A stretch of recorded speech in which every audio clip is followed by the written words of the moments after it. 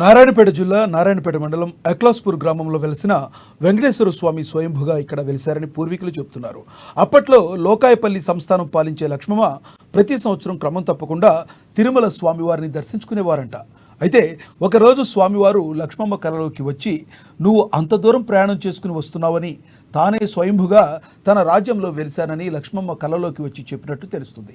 దీంతో తిరుపతి వెళ్ళలేని వాళ్ళు ఇక్కడ స్వామివారిని దర్శించుకుంటే తిరుపతి స్వామివారిని దర్శించుకున్నట్లే అనేది ఇక్కడి మాట. అయితే ఇవాళ శ్రీ వెంకటేశ్వర స్వామివారిని ఎమ్మెల్యే చిట్టెం పర్ణికారెడ్డి దర్శించుకున్నారు. స్వామివారిని దర్శించుకుని ప్రత్యేక పూజలు చేశారు.